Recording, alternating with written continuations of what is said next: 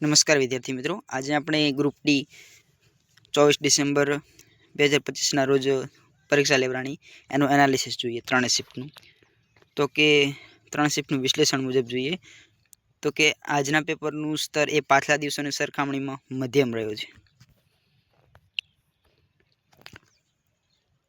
તો કે ગણિત રીઝનિંગના વિભાગોમાં ગણતરીવાળા પ્રશ્નો વધુ પૂછવામાં આવે છે, જેના કારણે સમય માગી લે તેવું હતું કે જેનું વ્યવસ્થાપન સારું છે તેમણે મેનેજમેન્ટના લીધે તે સારા પ્રશ્નો ટીક કરી શક્યા છે.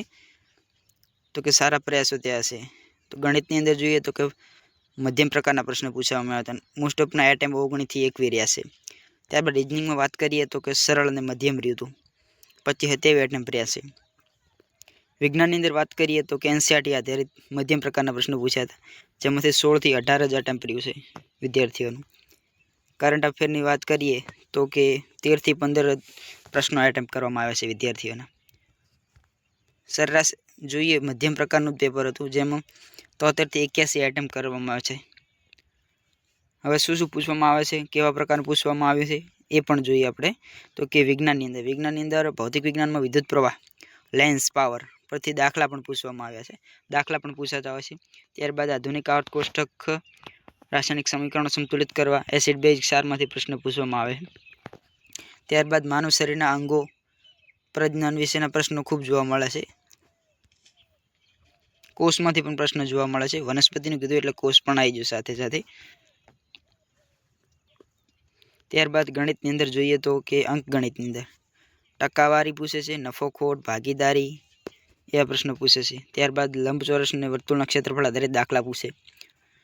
ત્યારબાદ ચક્રવૃત્તિ વ્યાજ પૂછવામાં આવતું હશે, સાદું વ્યાજ, ચક્રવૃત્તિ વ્યાજના દાખલા પૂછે છે.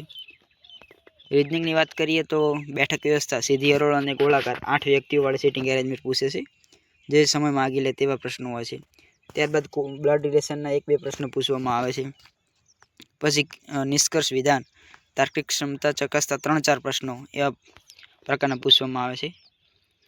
સામાન્ય વિજ્ઞાનની કરંટ અફેરની વાત કરીએ તો કે વર્ષ 2024 અને 25ના પ્રથમ 6 મહિનાના મુખ્ય બનાવો એવા પ્રશ્નો પૂછવામાં આવ્યા હતા.